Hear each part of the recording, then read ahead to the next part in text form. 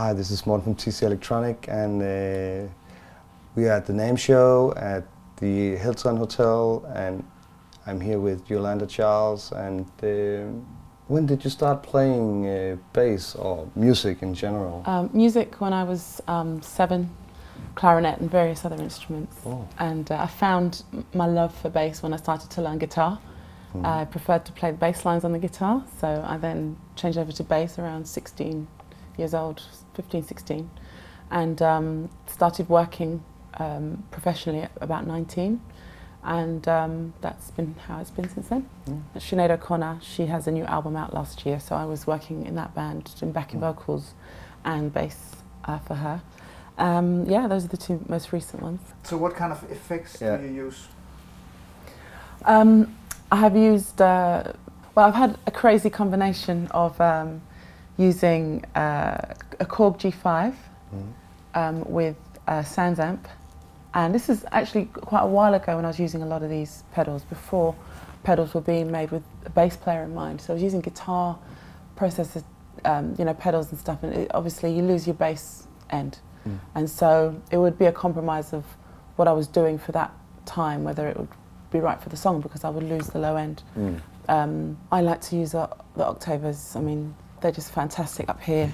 You just get that extra effect of fluidity and melody when you've got the octaver in, but it still sounds like a bass line. So you can actually approximate keyboard bass parts really well with an octaver up in this range.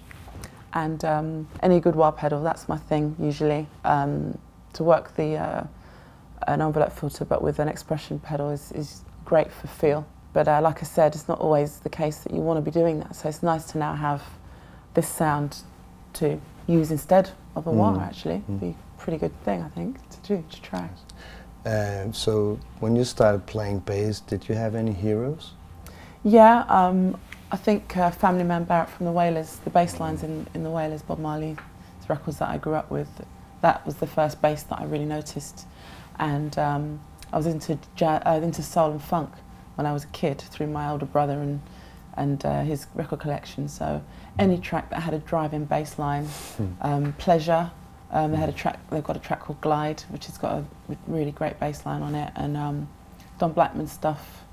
The bass player is Barry's son John Johnson. Bass lines on that are great. And Marcus Miller, I knew him from Luther Vandross, not from the jazz world. And the bass line's so important in the Luther Vandross records from that era. And his music, therefore his bass playing was really influential as well. What's up for the future? Do you have anything coming up? Yeah, I'm working on a new recording right now, but I have one that I recorded and released last year. It's called Funk in the Third Quarter, and my band name is The Deep MO.